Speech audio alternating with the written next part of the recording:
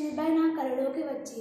ఝాన్సీ లక్ష్మీబాయి ఈ పేరు వినగానే మనకు గుర్తుకు వచ్చేది దీపున బిడ్డ చేతిలో కత్తి పట్టుకుని గుర్రపు స్వారీ చేస్తూ యుద్ధభూమిలోనే వీరోచితంగా పోరాడే ఒక వీరనారి. దుష్ట దౌర్జన్య దురోగతుల కుటీల ఆంగ్లేయులు పరిపాలనకు తన ధైర్య సాహసాలతో ఆ వీరనారి ఏ విధంగా చర్మగీతం పాడిందో నా కలలో చూశాను.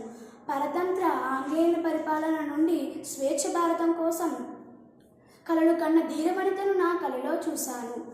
ఆనాటి రాజకీయ సామాజిక ఆర్థిక సాంఘిక పరిస్థితులను కష్టాలను ఆచారాలను పాటిస్తూనే రాజ్యభారాన్ని ప్రజా సంక్షేమాన్ని గుర్తెరిగి దుఃఖాన దిగమింగుకుని ఏ విధంగా రాజ్యాన్ని పరిపాలించిందో నా కలలో చూశాను.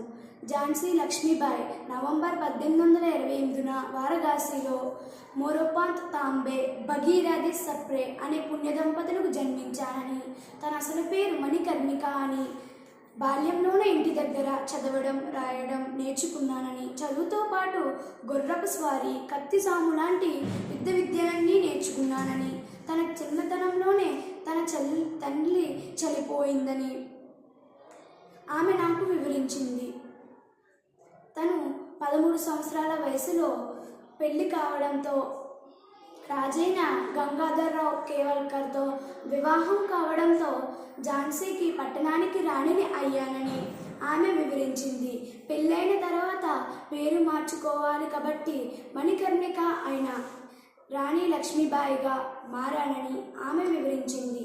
తనకు జన్మించిన కుమారుడు 4 నెలల వయసులో చనిపోతే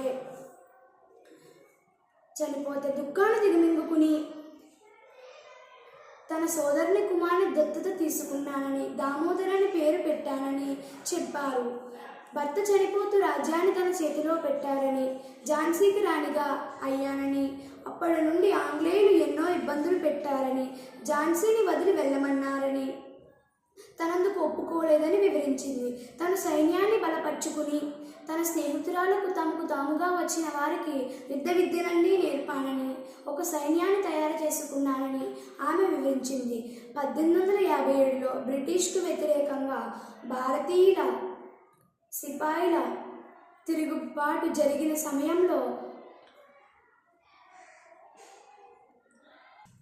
తను ఝాన్సీకి రాణిగా ఉండగా బ్రిటిష్ వారిని తన సైన్యంతో ఎదిరించి తన సత్తా చాటానని ఆమె వివరించింది.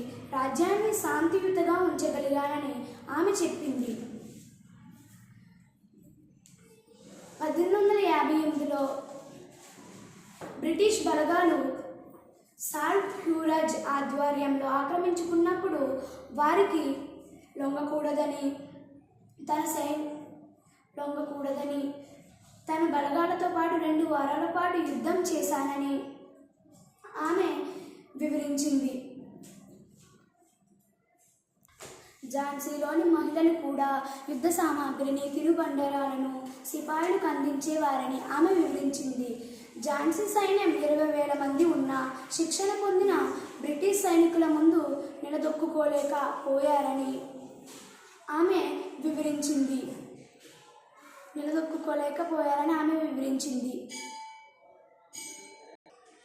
దానిలో బ్రిటిష్ బలగాలు ఝాన్సీ నగరాన్ని ఆక్రమించుకున్నారని, తను కుమారుడితో పాటు బయటపడి కల్పికి వెళ్ళానని, అక్కడ కూడా బ్రిటిష్ సైన్యంతో 2 వారాల పాటు వీరోచితంగా పోరాడి వీరమరణం పొందానని ఆమె నా కలలో వివరించింది.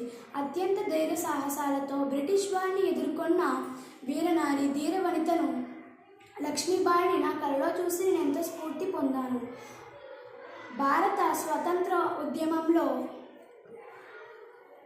చరిత్రలో ఆమెను చిరస్థాయిగా నిలిచిపోవడమే కాక 19వ శతాబ్దంలో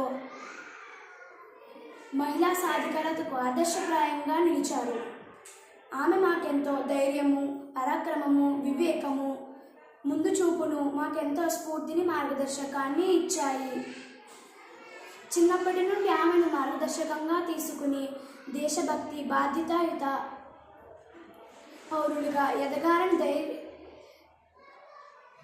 ధైర్య సాహసాలతో మన దేశ ఔన్నత్యాన్ని ప్రపంచానికి చాటి చెప్పేలా కృషి చేస్తానని ఒక భారతీయ విద్యార్థిగా గట్టిగా సంకల్పించుకున్నాను. జై హింద్, జై భారత్.